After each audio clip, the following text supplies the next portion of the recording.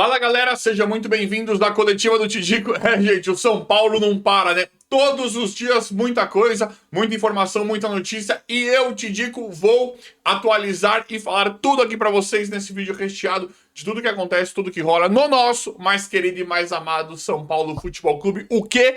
O maior clube do mundo. É isso mesmo. Galera, quem ainda não é inscrito, vai no botãozinho vermelho inscrever-se, se inscreve aí e ative as notificações pra vocês não perderem nada. E vão deixando esse likeinho, que o likeinho dá uma moral. Hypem o vídeo também, isso aí ajuda bastante. E digo, bora pro vídeo, bora galera, porque tem muita coisa pra falar, tem muita coisa acontecendo. Já temos uma notícia ruim envolvendo o Ferreirinha, né? É muito inacreditável, né? Vamos esperar que ele volte o quanto antes, mas agora o Ferreirinha, ele tem um edema na coxa e nós não sabemos quando que o Ferreirinha volta. Essa notícia é triste, peso 2, né? Porque o Ferreirinha tava se acertando com o Crespo. O Crespo colocou o Ferreirinha de ala esquerda contra o Flamengo. Ferreirinha jogou muito bem, colocou o Emerson Royal no bolso, aí ele colocou, aí ele não manteve isso contra o Corinthians e foi um desastre ali naquele setor, principalmente porque ele tocou o Patrick Lanza, e eu critiquei muito o Crespo por conta disso, mas aí no jogo contra o Juventude, o Crespo ajustou, o Crespo arrumou isso. E aí não dá pra culpar ninguém mais agora, né? Aí o Crespo arrumou isso, o São Paulo melhorou contra o Juventude, daquele primeiro que tinha feito contra o Corinthians, que foi horroroso, e aí a gente perde o Ferreirinha. Aí não é culpa do Crespo, aí não dá pra colocar na conta do Crespo, né? É uma coisa simplesmente assustadora que está acontecendo no São Paulo. Não é nem pra falar isso aqui, né, galera? De uma outra forma, se não for chateado, desanimado, é difícil, né? É difícil falar sobre isso porque é uma coisa, assim, simplesmente maluca. Maluca que acontece.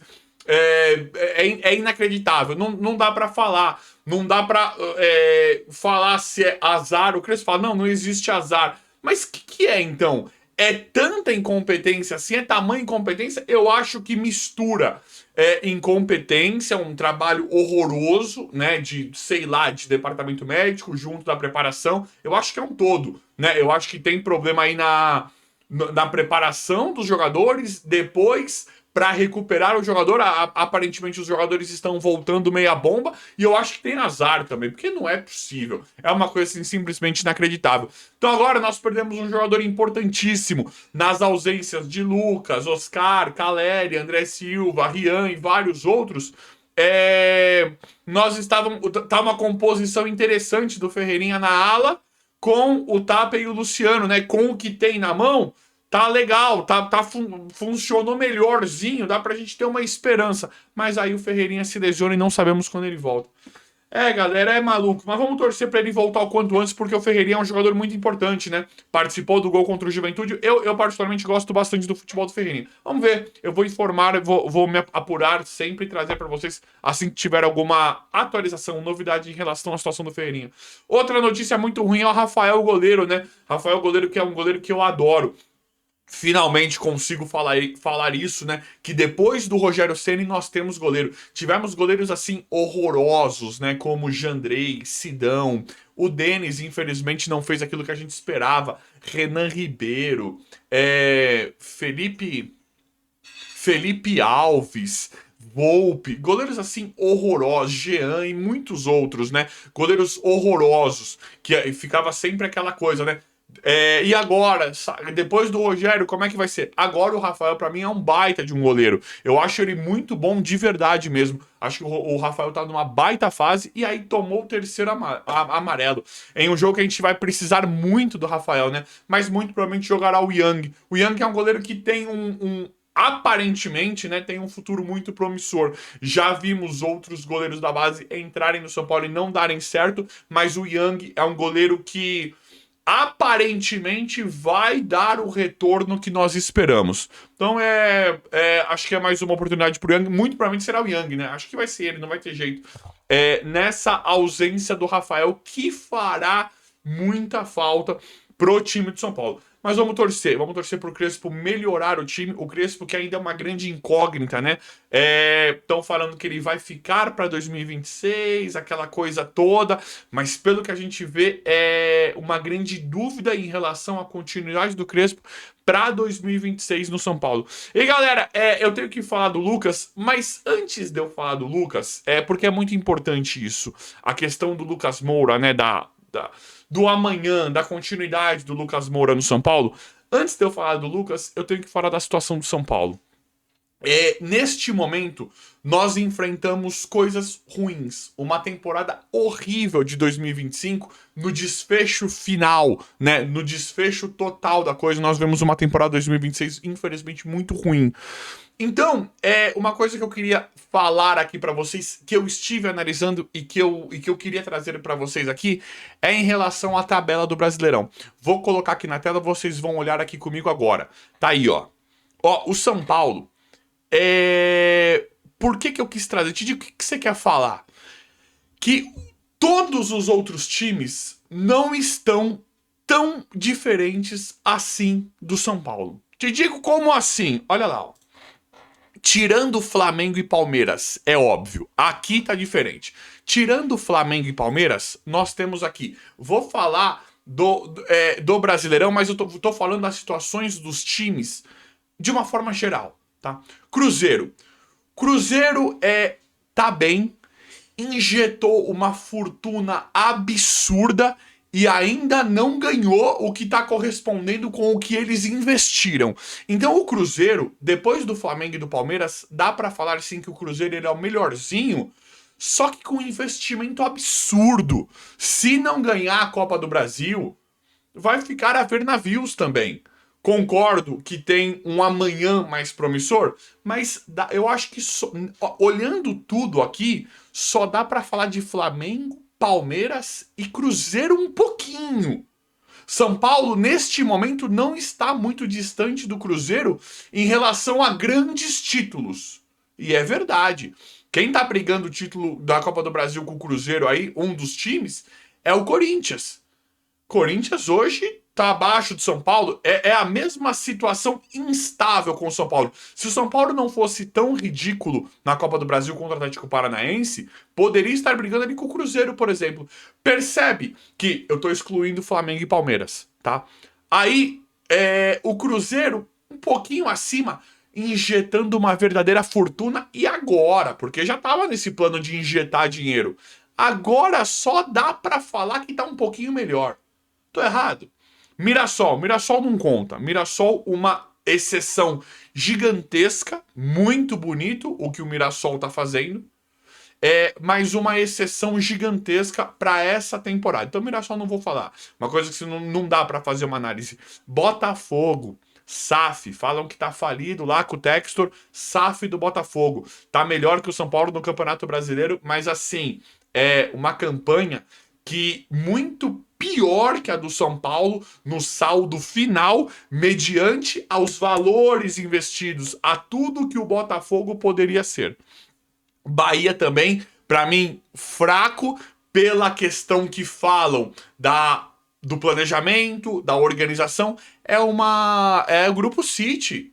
Grupo City, Bahia tá sempre aí, sempre se classificando para Libertadores e não arrumando absolutamente nada.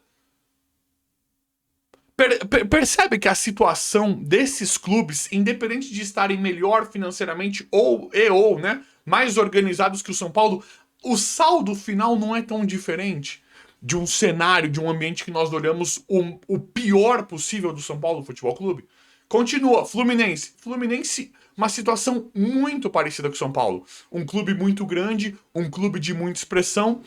Para mim, o Zubeldia não vai bancar esse bom trabalho que está fazendo, não confio nele, acho que vai ser, tenho quase certeza, tá, gente, que daqui a pouco o trabalho vai buraco água abaixo, né?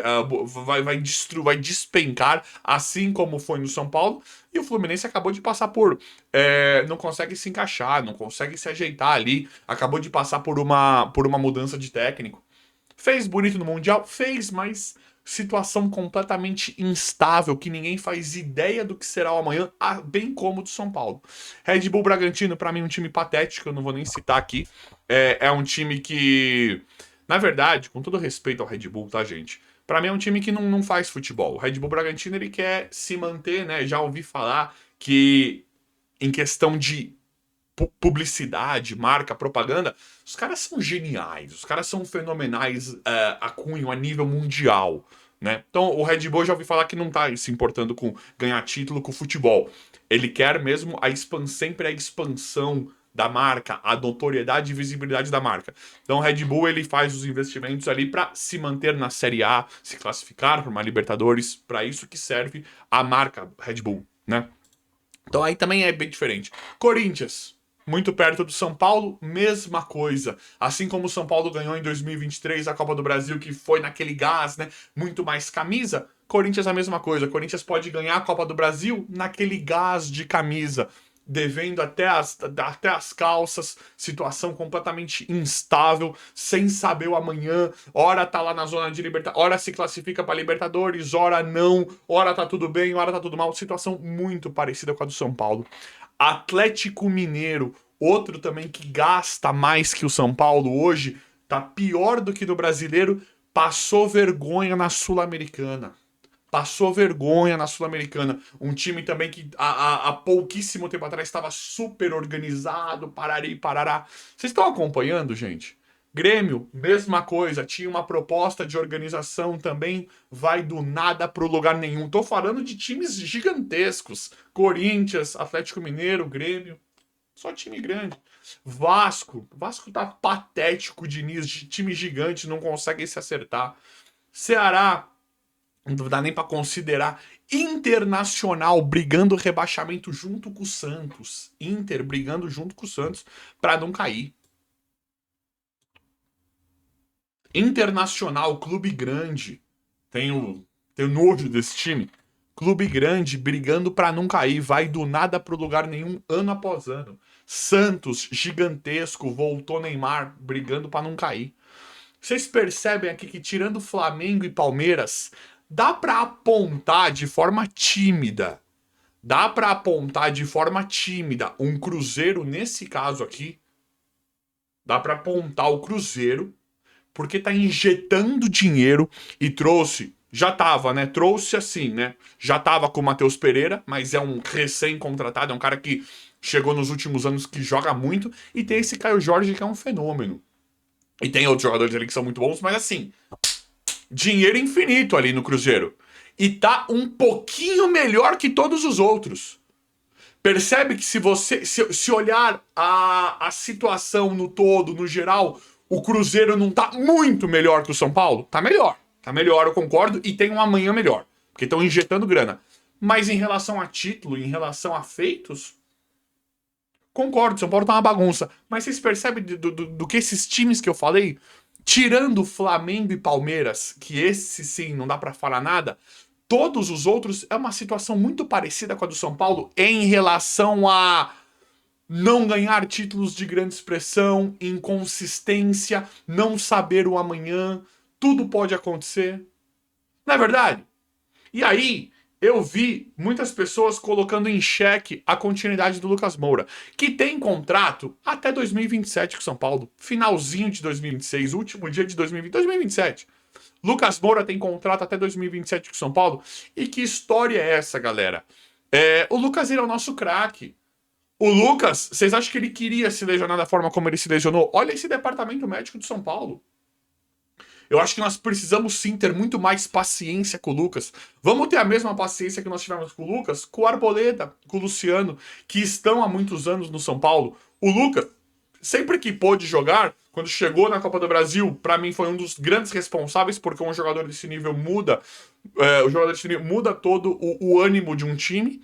E nessas últimas temporadas aí, quando ele tava podendo jogar, ele era o melhor de todos, fazendo gol de cabeça, fazendo gol de tudo quanto é jeito. Então que conversa é essa de continuidade do Lucas? Ele tem contrato até 2027 com o São Paulo, tem pelo menos mais um ano.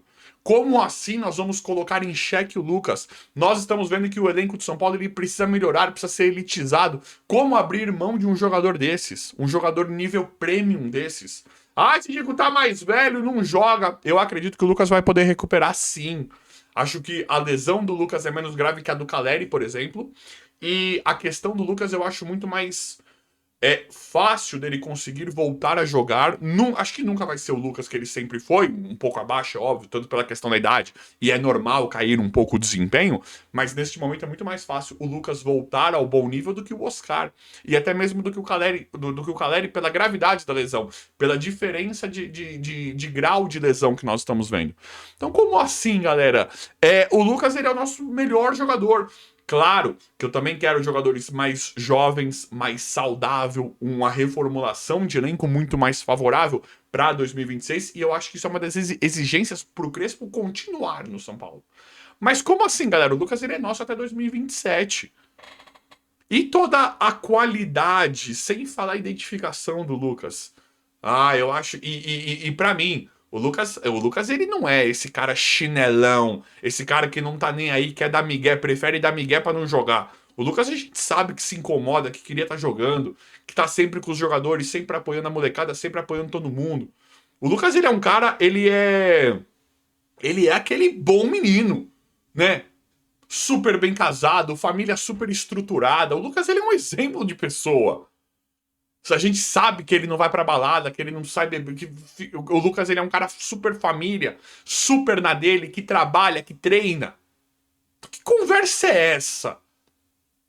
Óbvio, o Lucas Moura deu errado em 2025, como tudo no São Paulo.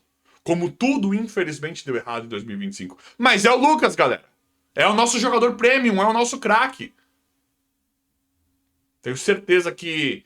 E aí, falam, né, que o Lucas vai continuar, que ele sim, que ele faz parte, continua fazendo parte dos planos do São Paulo até finalzinho de 2026 para 2027, podendo renovar lá na frente. Aí ninguém sabe. Mas não tem nada do Lucas parar, sair, mandar o Lucas embora, pelo amor de Deus. Isso não é plausível pelo momento que nós estamos vivendo. E eu acho que isso faz. Eu acho que é interessante tudo isso que nós estamos conversando nesse vídeo, porque vocês viram, tirando tira Flamengo e Palmeiras. Esses daí realmente não tá dando pra competir. Tirando o Cruzeiro, a situação é basicamente igual de todo mundo aí. É tudo na instabilidade, é tudo sem saber. Tem uns que não tem dívida, a maioria tem, vários não tem dívida, outros têm, outros não têm. Botafogo, que tava tudo certinho, aparentemente tá dando tudo errado lá.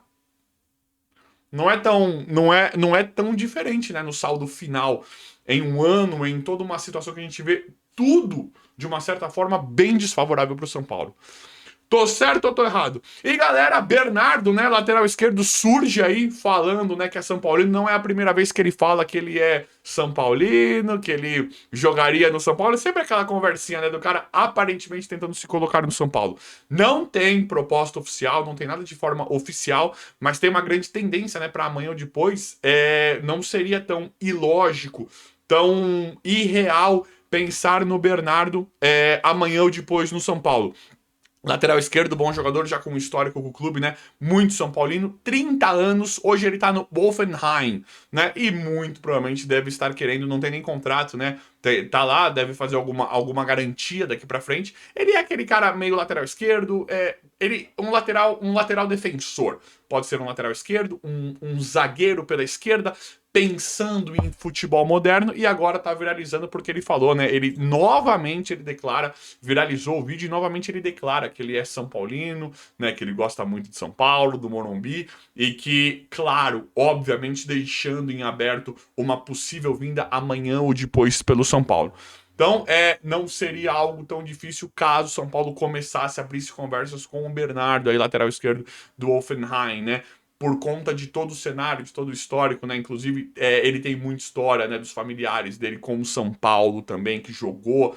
Então, tem um contexto muito favorável para uma chance de amanhã ou depois esse lateral esquerdo do Bernardo vir poder reforçar o São Paulo. Mas o que vocês acham? Gostariam, não gostariam? Conhecem, não conhecem o jogador? Vão deixando nos comentários o que vocês acham. Eu vou sempre apurando, atualizando, trazendo tudo pra vocês aqui em tempo real. O vídeo de hoje foi esse, espero que vocês tenham gostado. Se inscrevam no canal, ativem as notificações, vão deixando like. Obrigado e até a próxima.